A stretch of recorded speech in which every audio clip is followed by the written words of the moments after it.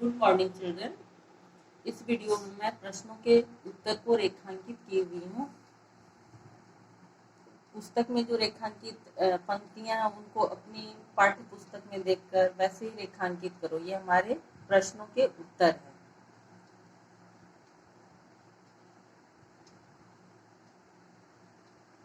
कुछ रेखांकित वीडियो में बना रही हूँ, उसको अपनी पाठ्य पुस्तक में रेखांकित करो, जिससे तुम्हें प्रश्नों के उत्तर ढूंढने में आसानी होगी। इससे तुम आसानी से अपनी उत्तर पुस्तिका में लिख सकोगे और कोई परेशानी भी नहीं होगी।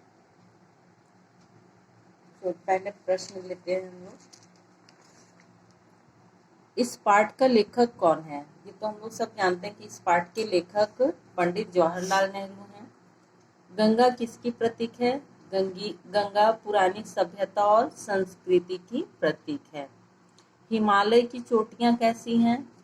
Page number 93, first para. Tushar मंडित है, ये यहाँ तुषार मंडित है। नेक्स्ट है, लेखक ने किनका त्याग कर दिया है? लेखक ने पुरानी रस्मों और रिवाजों को छोड़ दिया है।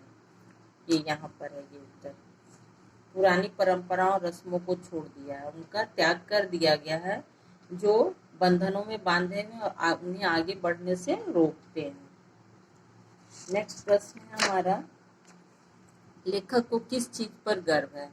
Page number 93, third para. लेखक को अपने उत्तराधिकारी पर, देखो यहाँ, मुझे उस उत्तराधिकारी पर गर्व है जो हमें प्राप्त हुआ है। अब यहाँ किताबी भाषा में तुम लोग नहीं लिखोगे, बल्कि उत्तर को अपने शब्दों में लिखोगे। उत्तर को अपने शब्दों में लिखोगे कि हमें उस उत्तराधिकारी पर गर्व है जो हमें प्राप्त हुआ है। अगला प्रश्न है हमारा, लेखक ने भारतीय जनता के प्रति क्या भाव प्रकट किए हैं? लेखक ने भारतीय जनता के प्रति अपार श्रद्धा और स्नेह के भाव प्रकट किए हैं।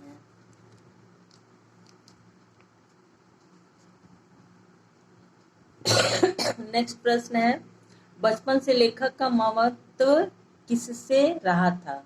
तो बचपन से लेखक का ममत्व इलाहाबाद, यहाँ पर देखो, बचपन से ही इलाहाबाद की गंगा और यमुना नदियों से ममत्व रहा। Page number 92। नेक्स्ट प्रश्न है हमारा, गंगा पर लोगों की अपार श्रद्धा क्यों है? लोगों की उस पर अपार श्रद्धा है, लास्ट पैरा देखो, अपार श्रद्धा है। उसके साथ भारत की जातीय स्मृतियां, उसकी आशाएं और आशंकाएं तथा उसके जय पराजय और विजय गीत जुड़े हुए हैं। युगों पुरानी भारतीय संस्कृति एवं सभ्यता की प्रतीक रही यह गंगा, जो अनादिकाल से बहती हुई बदलती चली आ रही है, फिर भी बनी हुई है वही गंगा की गंगा। यहाँ तक प्रश्न का उत्तर लिखोगे। नेक्स्ट प्रश्न है हमारा, भारत के पांव कौन धोता है? भारत के पांव महासागर धोता है। ये पेज नंबर तुम्हारा 93 में है। नेक्स्ट प्रश्न है, लेखक मरने के बाद अपनी भस्म को खेतों में क्यों बिखेर देना चाहता है? पेज नंबर 93, लास्ट पैरा, ये यहाँ दिया हुआ है।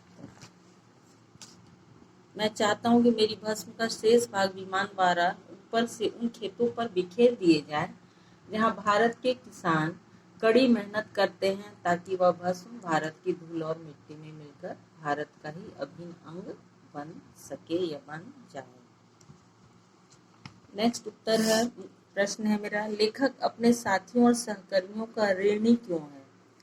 पेज नंबर 92, अंडरलाइन किया हुआ है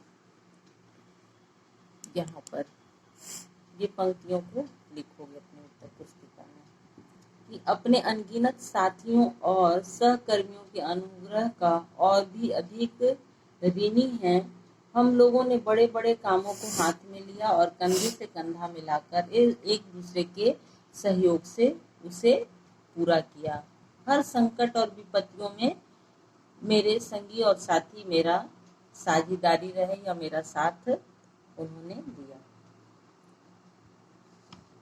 नेक्स्ट है, लेखक ने अपनी अंतिम इच्छा क्या प्रकट की है। ये हमारा लास्ट प्रश्न था। जैसे यहाँ पर मैं चाहता हूँ कि मेरी भस्म का शेष भाग विमान द्वारा ऊपर से उन खेतों में बिखेर दिया जाए जहाँ के किसान, कुछ यहाँ से लाइनें हैं और कुछ यहाँ से हैं, कि मेरी इच्छा है कि मरने के बाद मेरा दाह संस्कार कर दिया जाए। यहाँ पर है पेज नंबर 92 में, और कुछ लास्ट पैराग्राफ भी लिखोगे।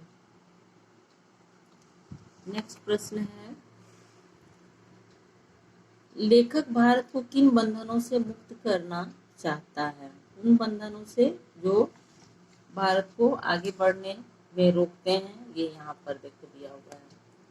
उन बंधनों से मुक्त कर लेना चाहता हूँ जो उसे जकड़े हुए हैं और आगे बढ़ने नहीं देते, जो लोगों में फूट डालते हैं और अधिकांश को दबाए रखते हैं, तथा जो स्वतंत्र शारीरिक तथा आध्यात्मिक विकास में बाधा पहुंचाते हैं। मैं फिर से एक बार डिक्टेट कर दे रही हूँ प्रश्नों के उत्तर को। पहला प्रश्न, इस पाठ का लेखक कौन है। इस पाठ के लेखक पंडित जवाहरलाल नेहरू। गंगा किसकी प्रतीक है। गंगा भारतीय सभ्यता और संस्कृति की प्रतीक है। हिमालय की चोटियां कैसी हैं, बर्फ से ढकी हुई तुषार मंडित है। लेखक ने किनका त्याग कर दिया है। लेखक ने पुरानी परंपराओं और रस्मों का त्याग कर दिया है। लेखक को किस चीज पर गर्व है। लेखक को अपने उत्तराधिकारी पर गर्व है। नेक्स्ट है लघु उत्तरात्मक प्रश्न। लेखक ने भारतीय जनता के प्रति क्या भाव प्रकट किए हैं। भारतीय जनता से मिले अथाह प्रेम और स्नेह से अभिभूत होकर उन्हें श्रद्धा और प्रेम के भाव प्रकट किए। बचपन से लेखक का ममत्व किससे रहा था। इलाहाबाद की गंगा और यमुना के नदियों से। गंगा पर लोगों का अपार श्रद्धा क्यों है। उसके साथ लोगों की जातीय स्मृतियां, आशाएं, जय पराजय और विजय के गीत जुड़े हुए हैं, इसलिए अपार श्रद्धा है। भारत के पांव कौन धोता है। भारत के पांव महासागर धोता है। लेखक मरने के बाद अपनी भस्म को खेतों में क्यों बिखेर देना चाहते हैं। क्योंकि ताकि वह भस्म भारत की धूल और मिट्टी में मिलकर भारत का ही एक अभिन्न अंग बन सके। जो अंग कभी भी अलग न हो, वो अंग बन सके।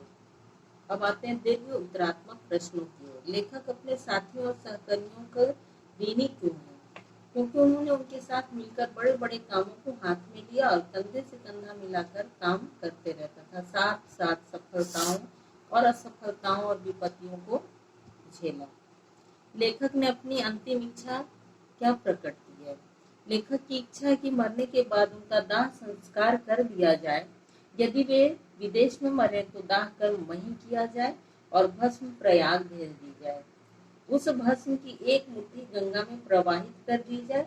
भस्म का शेष भाग विमान द्वारा ऊपर से उन खेतों में बिखेर दिया जाए जहां भारत के किसान कड़ी मेहनत करते हैं, ताकि वह भस्म भारत की धूल और मिट्टी में मिलकर भारत का ही एक अभिन्न अंग बन सके। लेखक भारत को किन बंधनों से मुक्त करना चाहता है। लेखक चाहता है कि भारत उन बंधनों से अपने आप को मुक्त कर ले जो उसे जकड़े हुए और आगे बढ़ने नहीं देते, जो लोगों में फूट डालते हैं और अधिकांश को दबाए रखते हैं, तथा जो स्वतंत्र शारीरिक तथा आध्यात्मिक विकास में बाधा पहुंचाते हैं।